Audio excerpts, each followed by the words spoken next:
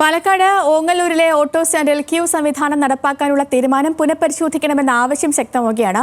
ഒരു സ്റ്റാൻഡിൽ മാത്രം ക്യൂ സിസ്റ്റം കൊണ്ടുവന്നു. ഓട്ടോറിക്ഷ തൊഴിലാളികളോട് പഞ്ചായത്ത് ഭരണസമിതി വിവേചനം കാണിക്കുകയാണെന്നാണ് പ്രതിപക്ഷം ആരോപിക്കുന്നത്. അപ്പോൾ നമുക്ക് പ്രതിപക്ഷത്തിന് പറയാനുള്ളത് കേൾക്കാം. അവിടുത്തെ ഓട്ടോ തൊഴിലാളികൾക്ക് എന്താണ് പറയാനുള്ളതെന്ന് കേൾക്കാം. ഇതോടുകൂടി നമ്മുടെ പ്രാതൽ വാർത്തയുടെ സമയവും പൂർണ്ണമാവുകയാണ്. നമ്മൾ ഈ ഇയർ എൻഡിങ് ആകുമ്പോഴത്തേക്കും നമുക്ക് എല്ലാം തുടങ്ങുമ്പോഴും അവസാനിക്കുമ്പോഴും ഒരു വിഷമമാണല്ലോ. കാരണം ഒരു സൂര്യൻ അസ്തമിച്ച് ഉയരുന്ന ഒരു ദൂരം മാത്രമേ ഉള്ളൂ. പക്ഷേ എങ്കിൽ പോലും നമ്മൾ പറയും, ഇനിയിപ്പോൾ അടുത്ത വർഷമല്ലേ പറ്റുള്ളൂ, ഈ വർഷത്തെ അവസാനത്തെ ആണല്ലോ. അപ്പോൾ അങ്ങനെ പറയുന്ന പോലെ ഞാനും പറയുകയാണ്, ഈ വർഷത്തെ അവസാനത്തെ പ്രാതൽ വാർത്ത അവസാനിച്ചിരിക്കണം. ഇനി നമ്മൾ അടുത്ത വർഷമേ കാണുള്ളൂ കേട്ടോ.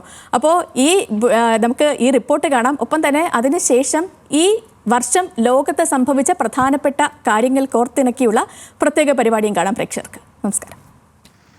പാലക്കാട് ഓങ്ങല്ലൂരിലെ ഓട്ടോ സ്റ്റാൻഡുകളിൽ കാരക്കാട് റോഡിലുള്ള 2-ാം നമ്പർ സ്റ്റാൻഡിലാണ് ക്യൂ സംവിധാനം കൊണ്ടുവരുന്നത്. നിരവധി വാർഡുകൾ ഉൾക്കൊള്ളുന്ന കാരക്കാട് പ്രദേശത്തേക്ക് നിലവിൽ ഒരു ബസ് സർവീസ് മാത്രമാണുള്ളത്. ജീപ്പും പാരലൽ സർവീസ് മാതൃകയിൽ ഓടുന്ന ഓട്ടോറിക്ഷകളുമാണ് ജനങ്ങളുടെ ആശ്രയം.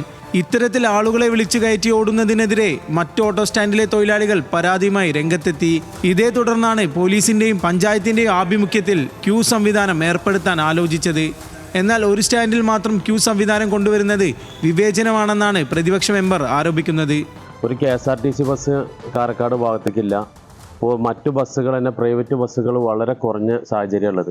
പഴയ കാലത്തൊക്കെ ജീപ്പ് ഗ്യാപ്പ് ഇട്ടിട്ട് ജീപ്പിലാണ് പോയിരുന്നത്. ആ സിസ്റ്റം ഇപ്പോൾ നിലവിലില്ല. അപ്പോൾ ആ സാഹചര്യത്തിൽ ഓട്ടോറിക്ഷകൾ നിന്ന് ആ ഓട്ടോറിക്ഷകളിലെ ആളുകളാകുന്ന സമയത്ത് പരസ്പരം ഷെയർ ചെയ്ത് ചെറിയ പൈസ വാങ്ങി പോകുന്ന ഒരു സിസ്റ്റം പോലും ഓങ്ങല്ലൂർ പഞ്ചായത്തിൽ നിർത്തലാക്കുന്നു എന്നാണ് അറിയാൻ സാധിച്ചത്. അത് വലിയ വിരോധാഭാസമാണ്. അതൊരിക്കലും നടപ്പാക്കാൻ അനുവദിക്കുകയില്ല എന്നാണ് ഈ സമയത്ത് പറയാനുള്ളത്. സ്ഥിരമായി ബസ് റൂട്ടുള്ള ഒരു സ്ഥലമാണെങ്കിൽ നമ്മൾ ഇതിനെതിരെ പ്രതികരിക്കില്ല. അപ്പോൾ ആ ഒരു അനീതിയാണ്. ഒരു സ്റ്റാൻഡിൽ മാത്രം ടോക്കൺ സിസ്റ്റവും അതുപോലെ തന്നെ ഓങ്ങല്ലൂർ 1 സ്റ്റാൻഡിൽ ടോക്കൺ വേണ്ടാമെന്നുള്ള ആ ഏകാധിപത്യമായ അനീതിക്കെതിരെയാണ് ഇവിടെ നിവേദനം കൊടുത്തിരിക്കുന്നത്. ക്യൂ സംവിധാനം കൊണ്ടുവരാനുള്ള തീരുമാനം പുനർപരിശോധിക്കണമെന്നാവശ്യപ്പെട്ട് INTUCയും UDF മെമ്പർമാരും ഗ്രാമപഞ്ചായത്ത് പ്രസിഡന്റിന് നിവേദനം നൽകി.